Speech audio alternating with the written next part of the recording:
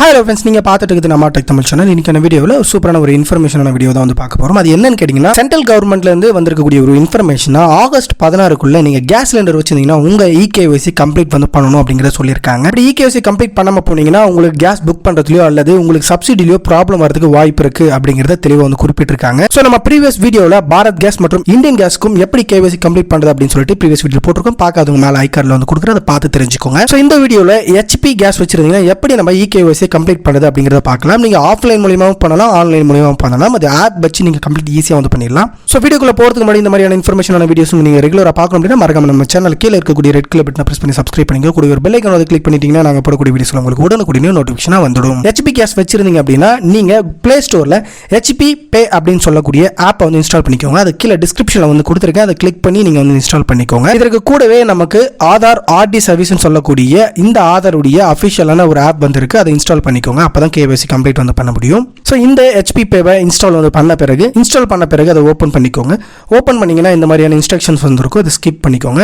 Skip பண்ணிட்டீங்க அப்படின்னா login மற்றும் ரெஜிஸ்டர் ரெண்டு ஆப்ஷன் வந்து காமிச்சிருக்கும்.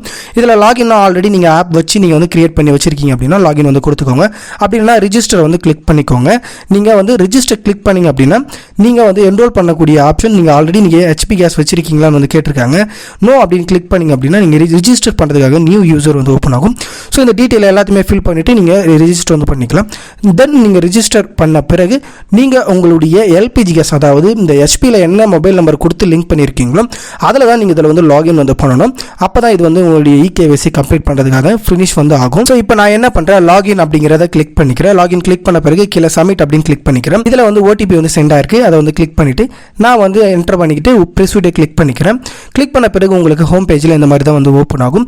நீங்கள் ஆல்ரெடி ஹெச்பி கேஸில் வந்து என்ன மொபைல் லிங்க் பண்ணிருக்கீங்களோ அதில் லாகின் பண்ணிங்கன்னா டேரெக்டாக உங்களுக்கு இந்த மாதிரியான பேரோடவே உங்களுக்கு வந்துடும். இதில் ஹெச்பி கேஸ் பற்றியான டீட்டெயில் சர்வீசஸ் எல்லாமே வந்து கொடுத்துருக்காங்க. இப்போ நம்ம செய்யக்கூடியது ஹெச்பி கேஸுக்கு நம்ம இகேஒய்சி கம்ப்ளீட் பண்ணுவோம். இது கீழே வந்து பார்த்தீங்கன்னா ஹெச்பி கேஸ் இகேஒய்சின்னு ஒரு ஆப்ஷன் வந்துருக்கு.